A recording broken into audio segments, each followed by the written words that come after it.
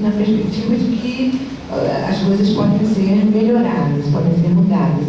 E eu concordo com o Felipe que a nossa ação principal, ela poderia se dar dentro da própria universidade, mas é porque não é bem-vindo mesmo. Essa reflexão sociológica sobre as ciências sociais, ou sobre a universidade, ela não é bem-vinda, mas a gente tem que fazer. Eu acho que já que a gente está aqui, é importante.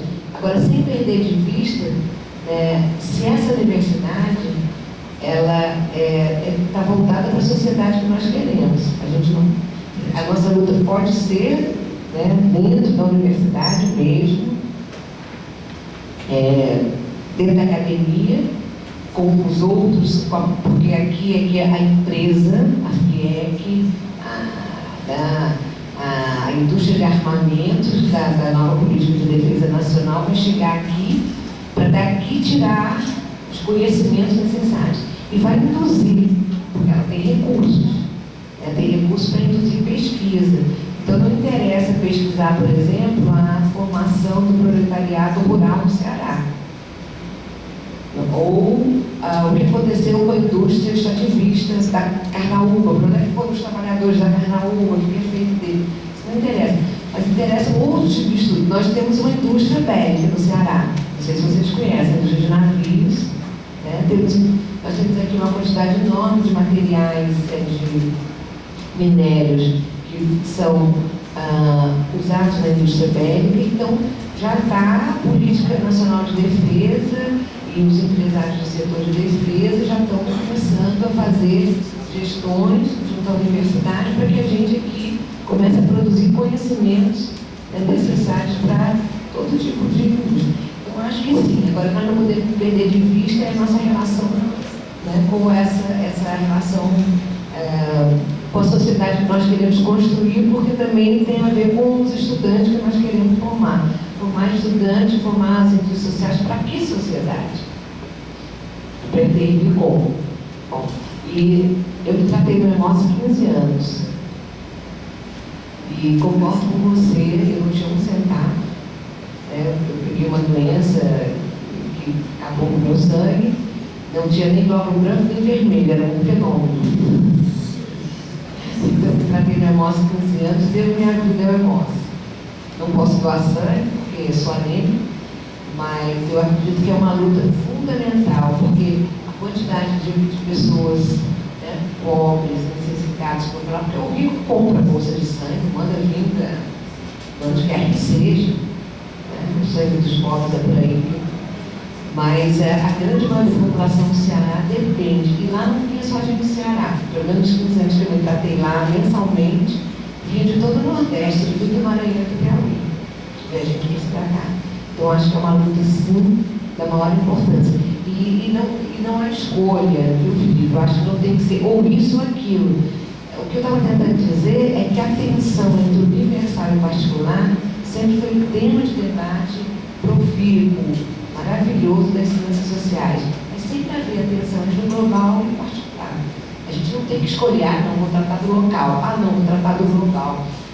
Não, porque eu estou tratando do contexto mundial, não posso me preocupar com a nossa. Muito pelo contrário. Nós temos que juntar todas essas coisas. Obrigada. Bem, eu acho que um bom debate, quando ele abre vias reflexivas, ele faz uma continuidade. Eu acho que esse exercício da problematização, ele é condição de desvendamento, de interpretação do mundo. Então, eu acho que foi muito interessante eu estar aqui com essas questões que vou tentar passar por ele. Mas antes, eu queria fazer duas pontuações iniciais. Primeiro, eu acho que esse mapeamento que o GGN fez dos cavaleiros do Apocalipse, dentro da sua tese de que o sistema do capital vive em tempos finais, tanto no último livro dele chama-se Vivendo nos Fins dos Tempos. Que, claro, o Zizek cumpre um papel importantíssimo de fazer a gente pensar, de tirar o nosso chão, muitas vezes, para que a gente possa refletir com muito maior propriedade. Então é interessante como essa provocação de Zizek, ela calou, né? E as pessoas começaram a querer pensar, e muito legitimamente, os cavaleiros do Apocalipse. Quando o Bosco coloca que essa crise ético-política, essa crise de sentidos, seriam os cavaleiros, eu concordo inteiramente, porque isso nos remete a uma questão que eu tive de passar muito rápido ao final, que é a mistificação ideológica. Esse sistema, ele só se mantém, só se reproduz, porque ele está sustentado numa mistificação ideológica, nos fetiches, em tudo aquilo que faz com que as pessoas pensem dentro de uma ótica e moldem a sua vida por ele, que é um modo privatizante de viver. Eu reclamo, inclusive, a coisa da modernidade líquida, esse ruptura de egos entre a vida privada e a vida coletiva, né, que é uma das questões centrais. Então, de fato, eu concordo que essa crise ético-política, você se depara hoje, né, com a própria ideologia do capital, a concorrência, a produtividade, transformou-se, a própria lógica do capital transformou-se em ideologia, que está dentro da universidade. Nós vivemos regido pela lógica do Lattes, pela lógica do não sei o quê. Então, os professores que não estão dentro dessa lógica estão sempre no limiar, né? Eu tenho inteira convicção e a minha luta permanente. Eu não posso ignorar o Lattes, mas ele não rege a minha vida e não rege a minha produção. Porque, por exemplo, você está no grito dos excluídos, construindo esse grito, discutindo as periferias, isso não vale nada para o Lattes. Agora, se você publica um artigo mudando de nome, um artigo na revista estrangeira A, B, C, então, eu acho importante publicar nos mais diferentes espaços e difundir essas ideias do pensamento emancipatório. Mas eu acho que a gente tem que ter clareza que essa lógica da produtividade, do produtivismo exacerbado, ela está dentro da universidade muito fortemente. E quando o Felipe coloca essa questão de que nós teremos que discutir como é que dentro da própria universidade essa lógica do capital está muito presente, eu acho que é uma das questões centrais. Eu tive um orientando da graduação que fez um brilhantíssimo trabalho sobre a função social da pesquisa. Como é que ele pensou na função social da pesquisa? Ele tomou 2 departamentos da UFC. Um departamento que é ligado à informática, à produção de produtos tecnológicos, né, e às ciências sociais. E ficou muito claro, por exemplo, num determinado departamento, você tinha quase todos os projetos vinculados a empresas. Você produzia para as empresas. E com isso, você garantia melhores condições, quer dizer, era uma mercantilização, quer dizer, o que ele diz está perfeitíssimo. Então, essa lógica do capital, essa privatização do próprio ensino público dentro das universidades públicas é um fato muito forte, e que se dá de muitas formas. Só isso daria um grande tema de debate, uma mesa de debate, se tiver essa lógica do capital, porque uma das coisas que eu dizia é que esse mundo social é um mundo onde a lógica de expansão do capital não tem limites, ela não tem fronteiras, e em detrimento das necessidades humanas, e ela perpassa os mais diferentes espaços de forma peculiar. Então, é evidente que essa é uma discussão muito interessante. Bem, e aí, um outro ponto que eu queria falar, para deixar bem claro, é que, a meu ver, eu propugno que eu quero dar consequência a um princípio metodológico do Marx, que a realidade é sempre mais rica do que qualquer teoria. A teoria, ela existe para nos dar nos dar elementos para decifrar o presente, decifrar o mundo, a complexificação do mundo. E nesse sentido, eu acho que o caso de Nelson Coutinho, eu comentava até com a Mônica e com o Bosco, quando a gente começou, ele tem um livro chamado Dualidade de Poderes, em que ele vai discutir como é que os conceitos de Estado e Revolução, eles foram passando por um processo de ampliação conceitual a partir das provocações da própria realidade, da realidade posta, as novas determinações que se colocam para serem tematizadas e elaboradas. E ele esse livro abre com um prefácio que se chama Algumas Questões de Método. É muito pequeno e é absolutamente dispensável, quando ele vai defender que o que mantém a vitalidade do marxismo seria, não só do marxismo, de outras teorias, eu estou falando do marxismo, essa capacidade de ampliação conceitual, de você ser capaz de tematizar as novas determinações que a realidade está colocando em sua complexidade, em seu movimento.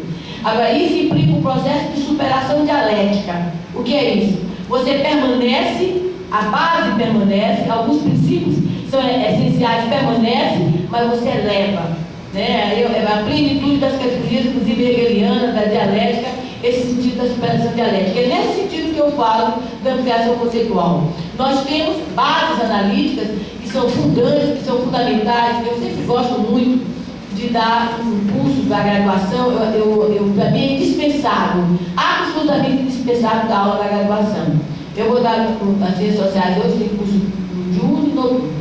Com o maior prazer, eu vou dar uma disciplina agora, Sociologia 2, né, no curso noturno. E o meu grande é Marx, Durkheim e Weber. E quando eu discuto isso, eu quero discutir, não são os conceitos em si, é a lógica analítica que perpassa esses pensamentos. Porque é essa lógica analítica que tem que ser apreendida e que tem que ser discutida e elaborada. Né? Então, nesse sentido, eu acho que é fundamental essa coisa do método, no sentido dessa fidelidade ao método marxiano, que nos possibilita, essa ampliação conceitual, nos possibilita pensar o mundo a partir de princípios que são fundantes, princípios fundantes de Marx, né, do marxismo, mas a partir daí você fazer uma elaboração categorial, que é absolutamente indispensável. E aí você pode sentir toda a magnitude do trabalho do Pesares, por exemplo, quando eles querem para além do capital, atualizando em perfeita fidelidade com a lógica marxiana, mas atualizando o instrumental categorial. Né? Eu acho que é nesse sentido que eu penso essa ampliação conceitual, essa superação dialética. Bem, e aí eu vou passar as questões. A Luciana, né, ela vem colocando, a questão dela é muito além da internet. Eu acho que ela está colocando em questão o espaço virtual. Né? Hoje, uma das coisas que marca essa contemporaneidade é que, pelo desenvolvimento científico, tecnológico, cibernética, informática, tudo isso passa a ser apropriado, né, inclusive pela lógica do capital, em termos de possibilitar novas formas de valorização, novas formas de acumulação do capital, né? E está aí um espaço que são novas conexões, dizia a Mônica. O tempo e o espaço são construções sociais, então, como construção social, nós temos hoje novas conexões de tempo e de espaço. De tempo e de espaço. E o espaço virtual está aí.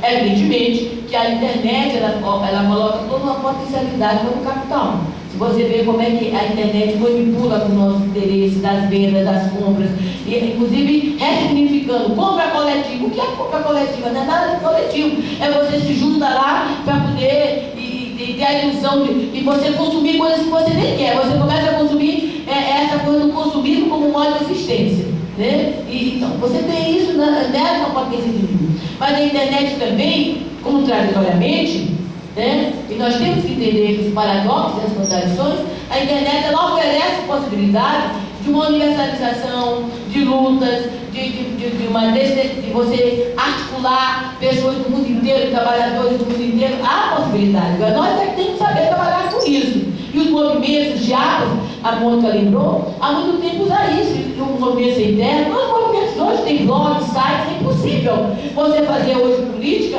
sem passar pelas redes e tal. Agora, como é que a gente vai trabalhar politicamente isso? Como é que a gente vai se apropriar disso no sentido da coisa avançar? É evidente que quando as pessoas, muitas vezes, acessam as páginas do movimento dos indignados, eles fazem por modismo, sim. Agora, de qualquer maneira, isso tem um efeito contraditório. Porque mesmo que você lá compartilhe por modismo, você está tomando conhecimento dessa luta posta, você está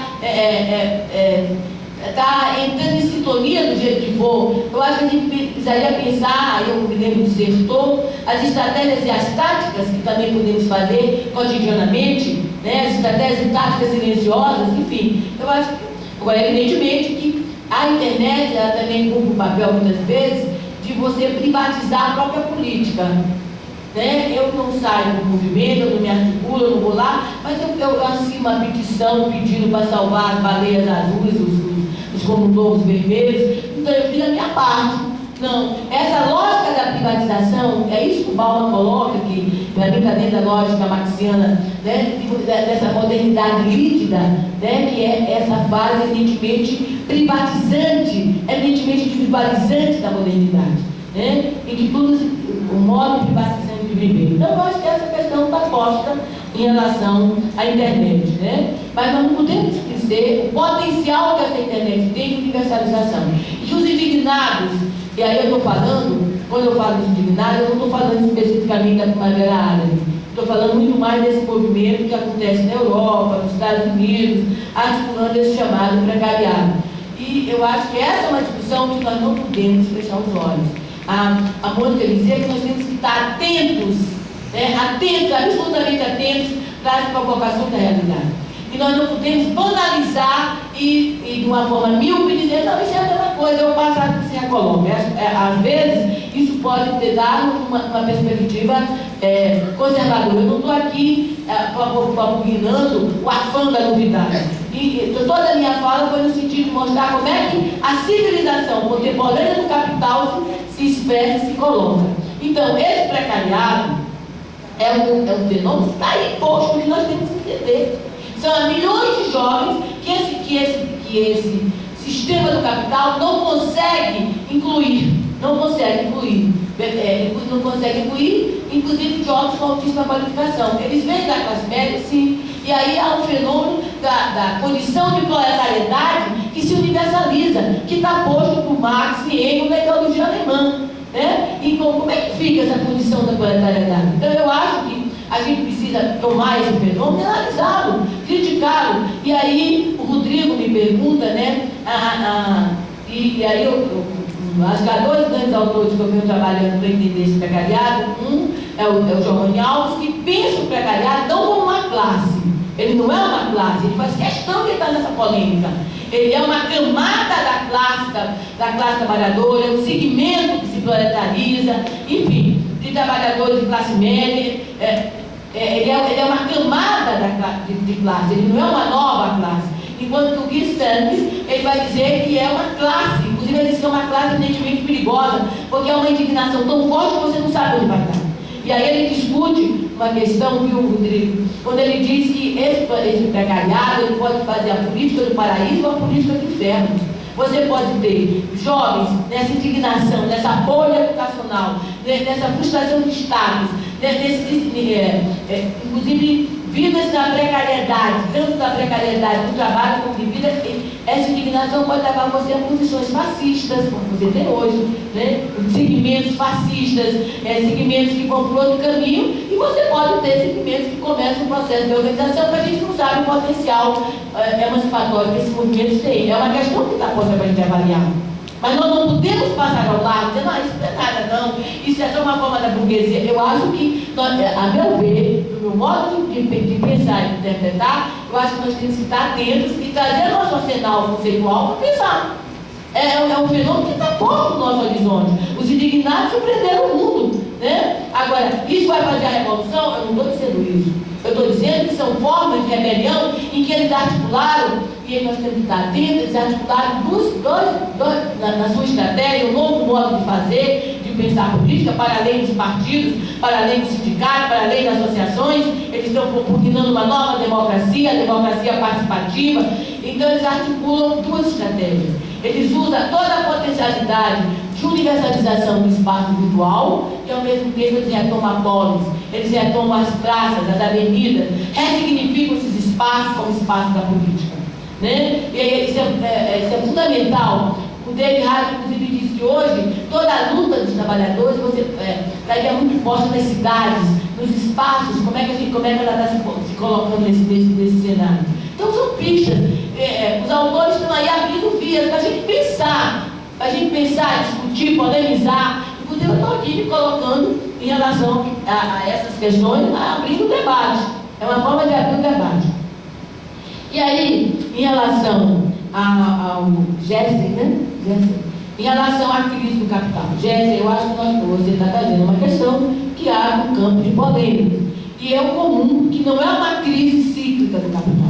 O que nós estamos vivendo não é uma crise cíclica do capital apenas. Eu acho que nós temos, de fato, uma crise estrutural. Aí abre outro campo de polêmica. Eu não quero dizer que essa crise estrutural seja uma crise terminal, como diz o Zizek. O David Harvey diz que vai ter deslocamentos, porque o capital tem uma capacidade imensa de se deslocar, tanto em termos de espaço geográfico, como em termos de setores da economia. Aí vem todo o Paulo colocando o capital parasitário, o capitalismo parasitário, coisas do gênero. Mas eu acho que é uma crise estrutural, porque ela é uma crise civilizacional. É a civilização que está em questão. O acirramento das contradições chegou a um nível que isso, há uma crise dessa própria civilização, do modo como ela está organizada. Isso está posto em questão, com grandes problemas ambientais, problemas de todo tipo e toda ordem, né? Então, eu acho que essa é uma discussão, eu estou disposta a gente voltar outras vezes, eu acho que a gente nós precisaríamos quebrar, às vezes, essas fronteiras que a sociedade cria, e eu acho que nós precisamos, mais do que nunca, articular laços, o S, o UFC, e todos os outros cursos de ciências sociais do Ceará, e pensar, enfim, eu acho que é um momento também, é um espaço importante de articulação, né? Bem, e retomando seguindo aqui, né? Depois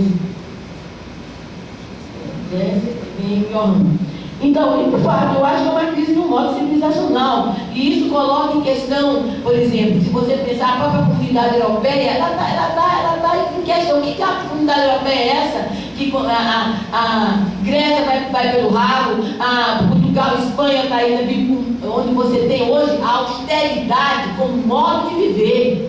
Você está sendo imposto às populações, a austeridade, aquilo que nos foi imposto também no percurso do ajuste. E agora se universaliza enquanto modo de vida posto. Isso está gerando, está gestando grandes movimentos de mobilizações. Aposentados, pensionistas, não é só o precariado que está nas ruas das mobilizações. Eles fazem parte também, mas outros segmentos estão postos. Então, você diz, é uma falência, uma sociedade hipotecária, e você fala de uma sociologia pública. Inclusive tem um livro recente, eu não estou me lembrando o nome dos autores nesse momento. O Rui Braga e o Wallenstein. Isso, Rui Braga e... Wallenstein. Isso, sociologia pública. Esse ano eu dei a disciplina Tópicos Avançados em Teoria Sociológica no doutorado com a professora Isabel. E nós tivemos quase um mês inteiro de aula, fazendo um balanço da produção das ciências sociais. Usamos esse texto para ler ciências sociais, usamos grandes textos referenciais e tivemos um momento que a gente discutiu essa sociologia pública. Eu acho que é uma coisa muito interessante para se retomar.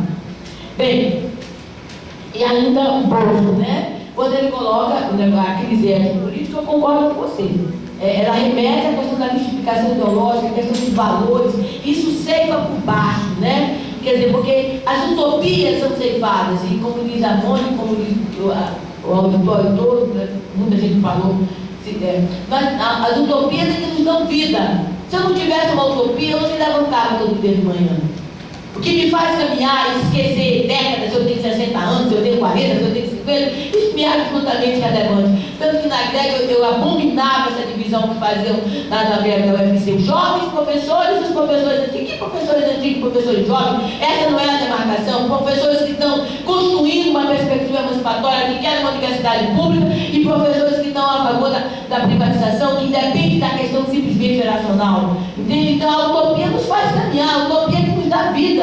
A utopia é um caminho, nós temos que fazer ela no presente e dar paixão ao nosso trabalho, porque as condições que a gente trabalha dentro da universidade pública são muito difíceis. Inclusive, concordo inteiramente quando a Mônica diz: o pensamento emancipatório, o pensamento crítico, ele não é bem-vindo. Ele não é bem-vindo. A gente é uma disputa hegemônica, é uma disputa de hegemonia dentro da própria universidade, das próprias ciências sociais, né? E aí, Bosco, você diz assim: é hora da gente pensar os cursos de formação, né? E onde essa discussão às vezes não está mais passando, ela não é uma discussão central, a gente pensar o tipo de aluno, qual é o perfil de aluno, nós estamos formando alunos para quem e para quem. Isso não se discute, porque as questões ideológicas, as questões fundantes, elas parecem fora do cardápio, fora do repertório. A crítica hoje é virtual. Se você concorda, disse um. Se você concorda, disse dois. Não me liga o telefone para avaliar o nosso serviço. Essa crítica é uma crítica muito pontual, que não toca nas questões fundantes, né? Então, eu acho que a gente teria que ter realmente essa formação. Que tipo de aluno nós estamos formando? E essa questão ela tem que atravessar todas as disciplinas, né? Toda a estrutura curricular, o que a gente tem investido nessa formação, enfim. Acho que se coloca uma questão central em relação a esse tipo de aluno, a essa questão do próprio currículo. Que não é só, eu acho que num momento como esse, num colóquio desse, ele tem uma capacidade formativa incrível, para além das aulas, né, onde você tem uma formação básica, né, e as aulas onde nós terminamos o nosso curso do doutorado, que tinha mais de duas disciplinas, terminamos grandes questões sobre o texto da Vera Teres, quando ela está interpelando que nós precisamos ter novos caminhos para pensar as cidades, para pensar o contexto urbano, o cenário urbano. Ela coloca a questão dos direitos, onde há uma erosão do direito. Vamos pensar qual é o quanto de liberdade, de igualdade, de justiça que nós podemos pensar hoje. Enfim. E aí, ela tem muita coisa aqui. Está terminando, você tem que sair, né, Mônica? O Felipe, só uma última questão, acho que a questão, eu não sei se eu deixei de fora, né? Em relação à sua questão da primavera árabe, quando eu estou falando nos indignados, eu estou dizendo, estou pensando sobretudo os movimentos que estão na Espanha, o movimento do Wall Street, né? A primavera árabe exigiria uma discussão muito peculiar do contexto do que isso representa, das questões, como é que está sendo apropriado, reapropriado, todas as lutas que estão postas. Eu acho que nós precisaríamos fazer essa discussão. Em relação ao precariado, é uma grande interrogação. Para onde vai caminhar esse precariado? Né? E aí eu uso a expressão dentro da política do inferno, da política do paraíso. Onde é que vamos? Né? Enfim. E, por fim, a colocação do Felipe, que a questão do remorso. A questão específica, peculiar, mas nós temos, se nós vamos manter a fidelidade ao método, que eu acho que o Carlos Nelson e muitos marxistas analisam que há uma fecundidade do marxismo a partir do próprio método, fecundidade do método. Então, qual é a fecundidade do método? É a relação do geral com o particular.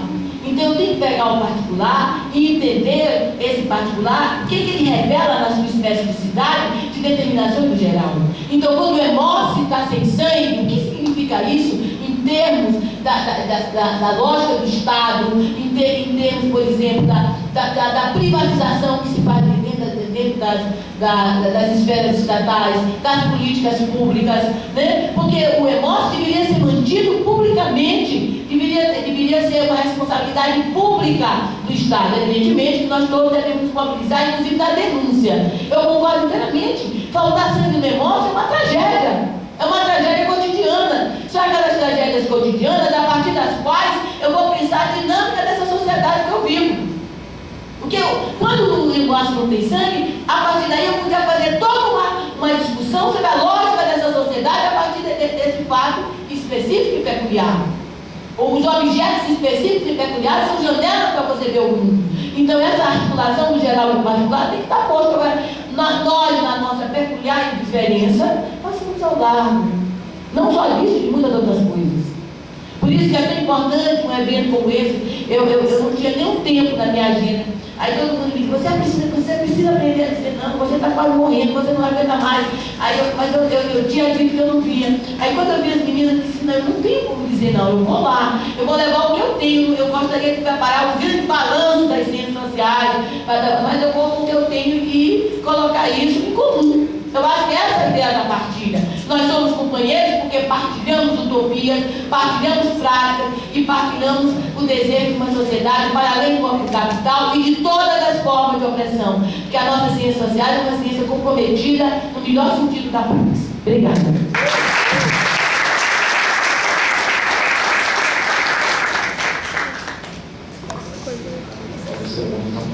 Eu tenho que sair. Estamos quase encerrando.